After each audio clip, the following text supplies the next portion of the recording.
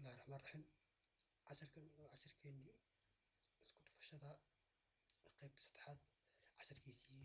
koobaad waxaa isku dhufanaa isku dhufashada ah 87 oo lagu dhuftay 33 qaab fudud oo buug iyo qalin aan u baahnaanay insha Allah si fiican u soco waxaan sameynaa marka horeysa saddex baan ku dhufanaa 7 saddex lagu dhuftay 7 waa 22 si aad la socoto casharka si fiican u eeg waa 22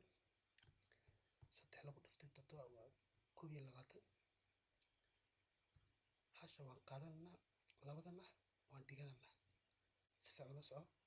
marka labaad criss cross baan isku dhufanaa isweydaar saddex ku dhuftay 8 7 ku dhufa saddex waa marka la isku labadana dhiganaa halkaas oo taa oo sii geey waxay soo wada baxayaan 47 soo wada baxayaan waa 22 iyo inta loo geeyay waxay soo baxaysaa iyo labadaas lagu daray 47 toddobadan qaadanaa waxaan sameynaa saddex baan soo qaadanaa waxaan ku dhufanaa 8 afartii halkaan naga soo hadhay ayaan u keeninaa maxay noqonaysaa afartii inta ku dhufo waa 24 uge afar waa 8 markaad jawaabta qoraysid waa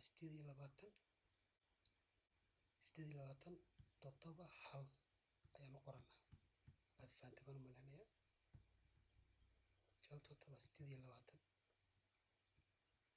8 kan markaa kor baan soconaysaa 8 toddoba iyo hashii aan qaadanay waad fahanteen baan maleynayaa. Assalaamu calaykum waraxmatullahi.